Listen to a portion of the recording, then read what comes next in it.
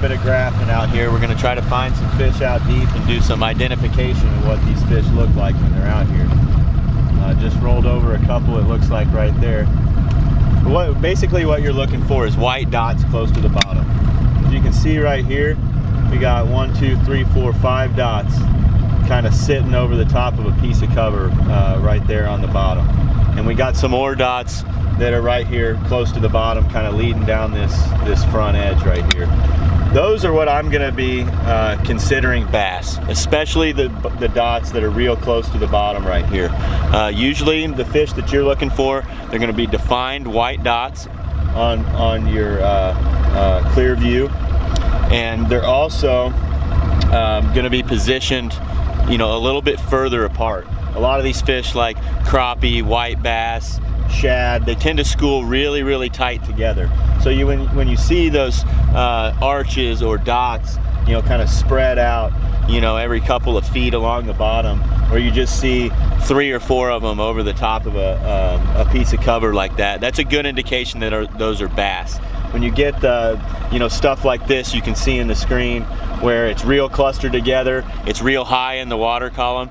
Those are things other than bass. Those are shad, those are white bass. That's not what you want to focus on. You want to focus on these white dots right here that are real close to the bottom. You know, those are going to be your bass, and that's what you're looking for. You know, some of these bigger arches that look too good to be true on the bottom, we're not seeing any right here. Those are actually catfish, spoonbill, paddlefish, things like that. And a lot of times you can tell just by the sheer size of the arch. So you want a good solid return, a nice arch, a nice little white spot on your clear view, and then you want them to be tight to the bottom. And those are your catchable fish. So we'll do a little bit more idling here.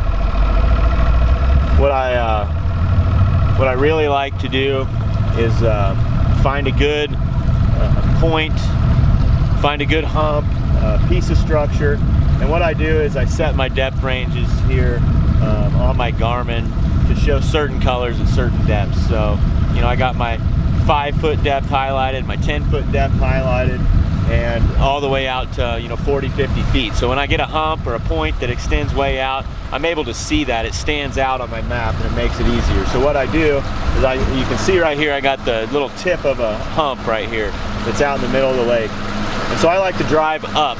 So I start in the deep water and I move up shallower on the point as I'm graphing. It helps you catch some of those fish that are on the lip of that drop, you know, as opposed to, you know, riding downwards and going into deeper water. I can see those fish better as I'm coming up. So I'm coming up right on the top of this point right now. As you can see, it's getting shallower. I got my mapping out.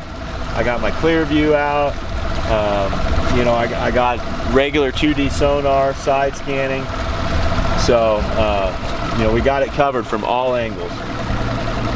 And I'm just going to keep kind of riding up this point until I see a few fish.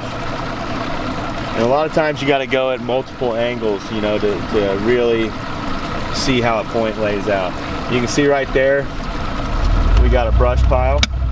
I'll just stop it right there. There's a couple of fish laying below that brush pile, and then there's actually one just right kind of here on the top of it. And so here's a little bit more brush on the bottom. I can see there's another return that's coming up right above that brush. It's a great place to stop and make a cast.